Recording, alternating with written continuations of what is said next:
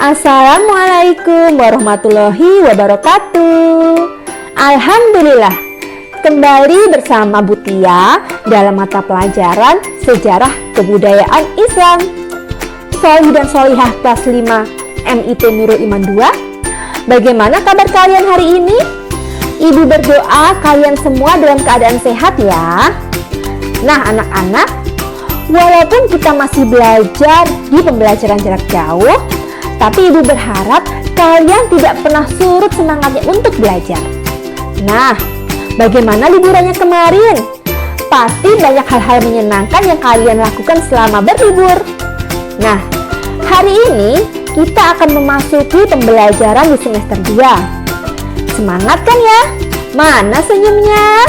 Masya Allah. Baiklah anak-anak, pada pembelajaran pertama di semester 2 ini, kita akan memasuki di pelajaran kelima yang berjudul Akhir Hayat Rasulullah Muhammad Shallallahu Alaihi Wasallam. Baiklah, saksikan video pembelajaran ini sampai habis ya. Selamat menyaksikan.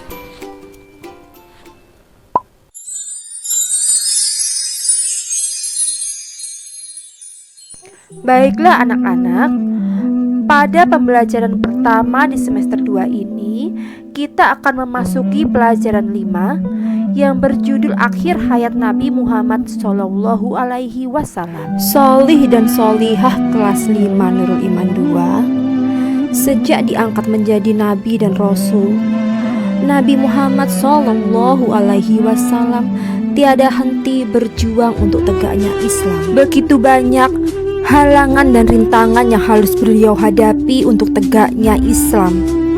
Namun, hambatan-hambatan itu tidak pernah menyurutkan tekad beliau. Beliau selalu tegar berjuang untuk tegaknya Islam. Setelah peristiwa Fatu Mekah, yaitu pembebasan kota Mekah, yang menjadi suatu kemenangan terbesar bagi Rasulullah Shallallahu Alaihi Wasallam dan kaum muslim, terpancarlah sinar Islam ke seluruh dunia. Rasulullah yang saat itu sudah berhijrah di Madinah melihat bahwa kaum muslimin semakin bertambah banyak dan kuat. Bahkan Islam semakin meluas ke seluruh jazirah Arab. Rasulullah merasa sangat bahagia karena perkembangan Islam yang meluas bahkan di sebagian besar jazirah Arab. Rasulullah kemudian mengutarakan maksudnya untuk menyempurnakan Islam dengan beribadah haji ke Ka'bah di Mekah. Beliau berniat untuk berangkat ke Mekah pada tahun ke-10 Hijriah. Anak-anak, mendengar kabar bahwa Rasulullah ingin beribadah haji ke Mekah, para sahabat serta kaum muslim di Madinah menyambut gembira. Bahkan mereka menyatakan diri untuk ingin ikut menunaikan ibadah haji juga bersama dengan Rasulullah. Akhirnya, pada tanggal 25 Zulqaidah tahun ke-10 Hijriah, Rasulullah bersama dengan lebih dari 90.000 kaum muslimin berangkat menuju Mekah untuk menunaikan ibadah haji. Ini merupakan ibadah haji pertama yang dilakukan oleh Rasulullah semenjak berhijrah ke Madinah. Dalam perjalanan menuju Mekah, jumlah kaum muslimin yang ingin ikut berhaji bersama Rasulullah semakin bertambah, bahkan mencapai 124.000 orang. Anak-anak, ibadah haji ini adalah ibadah haji pertama dan juga ibadah haji terakhir yang dilaksanakan oleh Rasulullah Shallallahu Alaihi Wasallam. Ibadah haji inilah yang kemudian menjadi pedoman kaum muslimin dalam menjalankan manasik haji. Tidak lama setelah Rasulullah menunaikan ibadah haji, beliau pun wafat. Sehingga ibadah haji ini dinamakan Haji Wada atau haji perpisahan. Anak-anak, berikut adalah tata cara ibadah haji yang dilakukan oleh Rasulullah ketika Haji Wada. Rasulullah Shallallahu Alaihi Wasallam melaksanakan ihram sejak tiba di Zulhulaifah. Setelah sholat zuhur dan asar yang dikosor, beliau membaca talbiyah untuk memulai haji dan umroh. Kemudian Rasulullah keluar mengendarai unta yang bernama Al-Qaswa sambil mengucapkan talbiyah secara terus-menerus hingga mendekati Mekah. Rasulullah singgah dan bermalam di Zituwa. Setelah sholat subuh dan mandi, Rasulullah kemudian memasuki Mekah. Rasulullah menempuh perjalanan ini selama 8 malam. Setelah tiba di Mekah, Rasulullah langsung memasuki Masjidil Haram dan kemudian melakukan tawaf, lalu melakukan sa'i di antara Safa dan Marwah tanpa bertahalul karena beliau melakukan haji qiron, yaitu haji berikut juga dengan umroh. Kemudian Rasulullah menetap di Al-Hijun, yaitu suatu dataran tinggi di Mekah. Beliau tidak lagi melakukan tawaf kecuali tawaf untuk haji. Pada tanggal 8 Zulhijjah, yaitu pada hari Tarwiyah, Rasulullah menuju Mina dan sholat zuhur hingga subuh di Mina. Ketika matahari tergelincir, Rasulullah kemudian berangkat ke Arafah. Setibanya di Arafah, Rasulullah memasuki tenda yang telah dipersiapkan dan berwukuf di Arafah. Di Arafah inilah Rasulullah menyampaikan khotbah di depan 124.000 umat Islam. Khotbah ini kemudian disebut sebagai khotbah wada. Setelah berkhotbah, Rasulullah kemudian melaksanakan sholat zuhur dan asar secara jamak takdim. Dan sebelum matahari terbit, Rasulullah berangkat dari Musdalifah menuju Mina untuk melontar batu atau yang disebut jumroh. Di tempat jumroh tersebut, Rasulullah kemudian menuju tempat penyembelihan kurban. Kemudian Rasulullah pun menunggangi Al-Qaswa beliau dan melanjutkan perjalanan menuju Mekah dan sholat zuhur di Mekah. Pada hari-hari tasyrik, beliau berada di Mina untuk melaksanakan manasik yang lain, mengajarkan syariat, berzikir kepada Allah.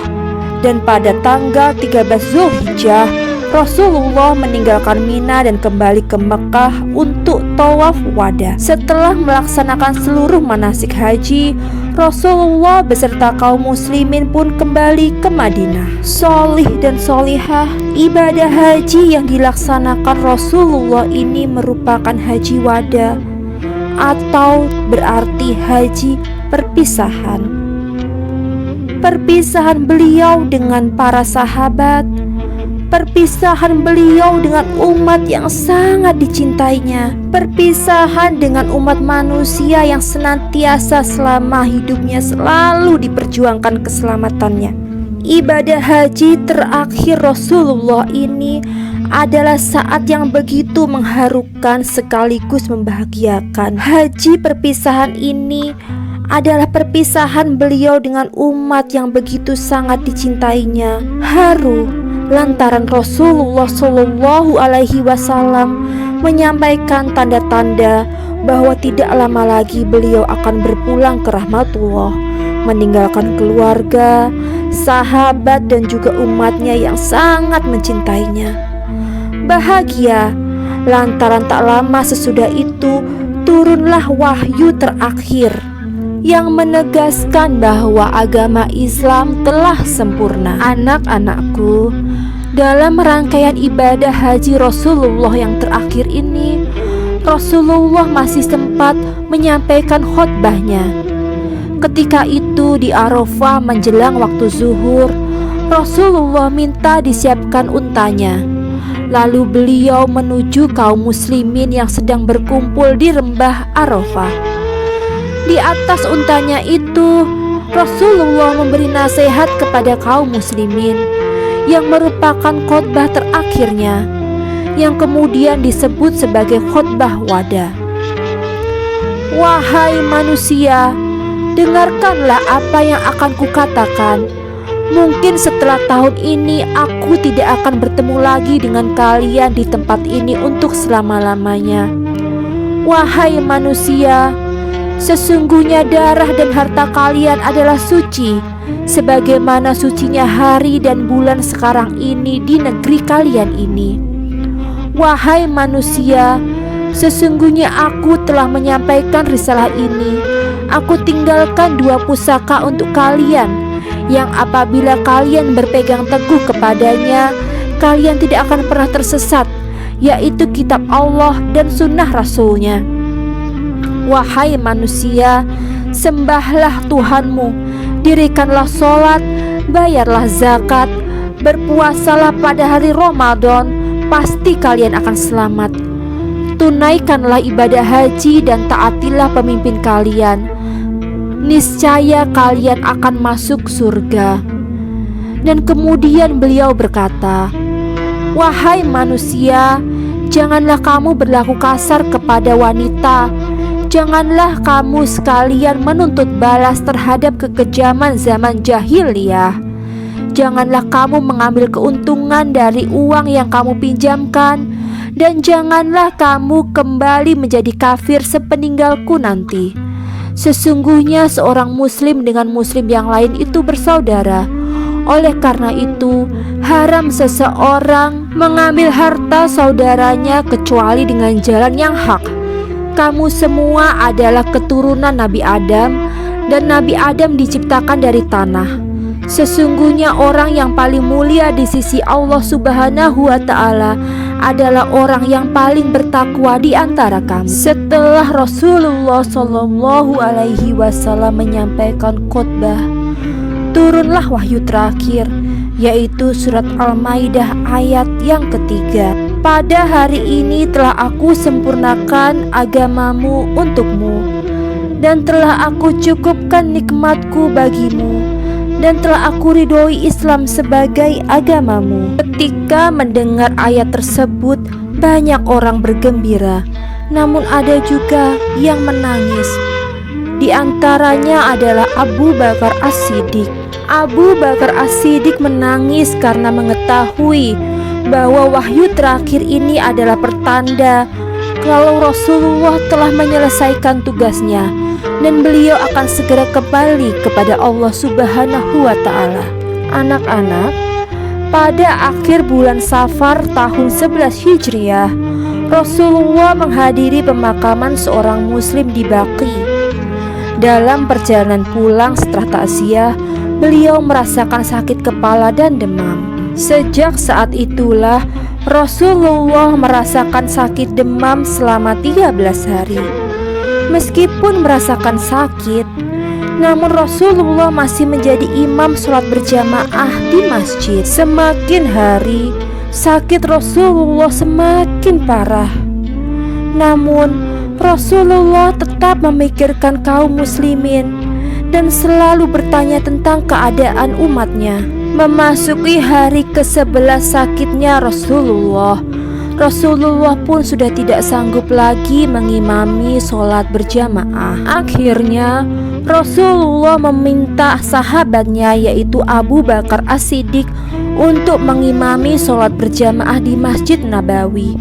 Anak-anakku, inilah akhir hayat dari Nabi kita, Nabi Muhammad Sallallahu Alaihi Wasallam.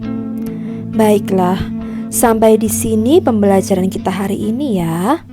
Dan minggu depan kita akan melanjutkan pembelajaran selanjutnya. Semoga setelah melihat video pembelajaran ini, anak-anak dapat mengambil hikmah dari peristiwa akhir hayat Rasulullah Muhammad dan diterapkan dalam kehidupan sehari-hari.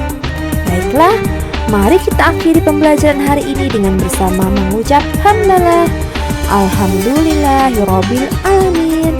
Wassalamualaikum warahmatullahi wabarakatuh.